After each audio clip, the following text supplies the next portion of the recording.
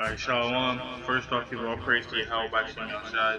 Give honors to the apostles and elders of GMS. Salutes and honors to the elect.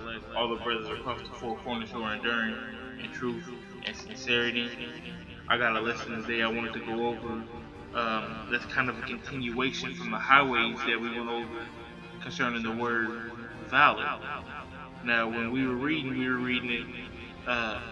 Second Maccabees is kind of a long read, so I'm just going to get a different precept, but it's going to all pertain to the same thing because it's the word valor, which is First Chronicles 12 and 21. It says, "And they helped David against the band of the rovers, for they were all mighty men of valor, and were captains in the host, captains in the army." So these were the mighty men of David. They were the ones that were down to ride with the true king, when his back was against the wall in times of dire straits. It's basically like the elect. Now, that word valor, the Hebrew word there is chayal, which is strong H2428, which says strength, might, efficiency, wealth, army. Strength, ability, efficiency, wealth, force, army. So it talks about how efficient it is. It gets the job done. Men of valor get the job done. Wealth. It has a high worth. Strength. It's hard to be broken. It says force. Like I said, at the end of the day, it gets the job done. And that's what the elect is here for, to get the job done. Now, when we went into the etymology of the word valor, there was something that I noticed that made me kind of want to go a little bit deeper into it. So I'm going to pull this up. It says valor from 1300. The word that I wanted to get was the word valer. It says it from the Latin valer, which is to be strong, to be worth.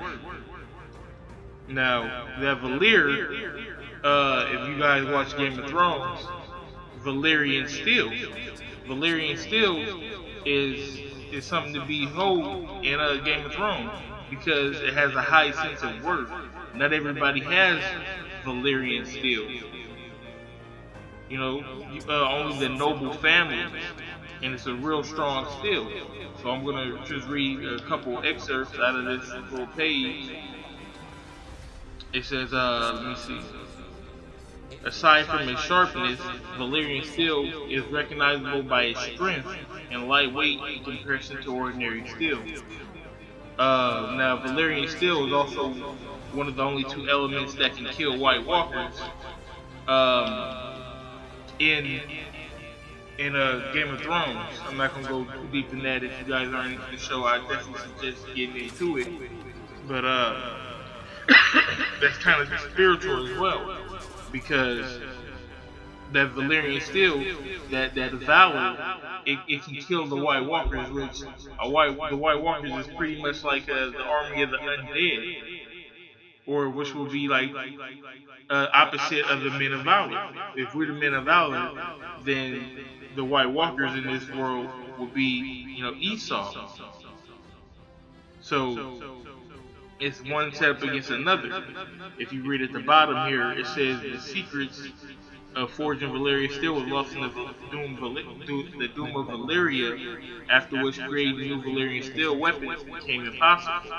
It says the material was expensive to begin with, so Valyrian steel swords such as the House Stark's Ice were already valued heirlooms passed down from one generation to the next, and powerful noble families. So it was held at a high estate. That's that high sense of worth that goes into that word valor.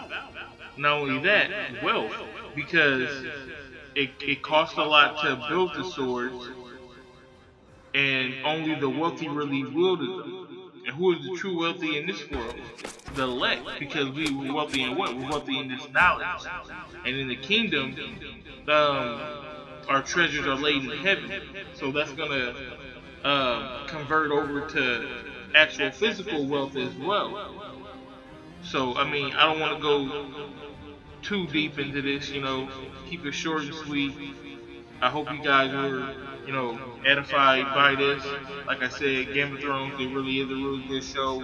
If you guys want to get into it, I definitely suggest doing that. Want to give all praise to Yahweh Shem Shai. Give honors to the apostles and elders of GMS. Salutes and honors to the elect, all the brothers across the four corners who are enduring in truth and sincerity, the women and children who follow. Shalom.